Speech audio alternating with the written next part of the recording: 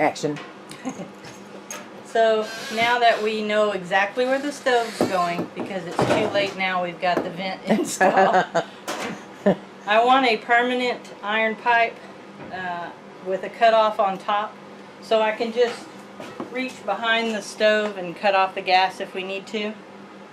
And I want it to go into the floor and out, so we can use the 100-gallon propane tank. So I bought iron pipe and a long flexible tubing, and the cutoff valve will go on top here, and then this will attach to the cutoff valve, and that will attach to the stove, and it'll go right about here. I have some clamps to hold it onto the wall. It'll go about here with the cutoff, and then the other flexible tubing will go down the floor and out, and it'll attach to the 100-gallon tank.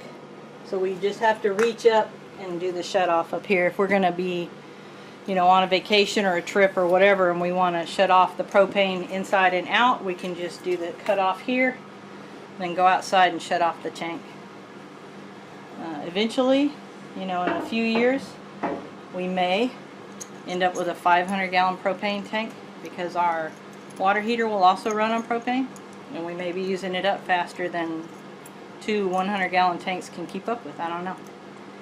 But I'm very excited today to be putting this permanent pipe in and getting rid of the propane tank that's in the kitchen. What about you? And we got 100-gallon propane tanks. Yes. From a fellow homesteader. Yes, who is no longer needing or using them. Yes. And so, that's pretty cool. So we actually have 3 100-gallon or 100-pound, I don't know what they're called, the big tall tanks. Yeah. We have 3 of them.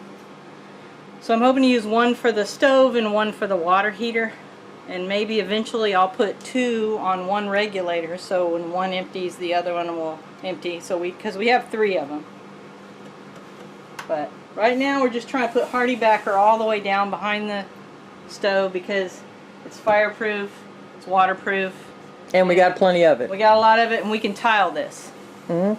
So we want to put tile on here. We got plenty of tile. We can tile that.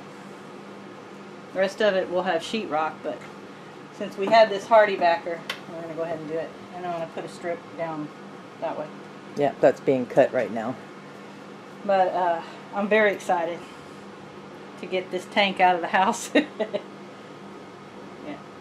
Okay. Now that we've got the steel pipe inside, it comes down under the floor there, and then this flex pipe, and I leveled these 2 blocks for a 100-pound tank with a regulator, and then strapped it to the house just in case, so it can stay level and not move around.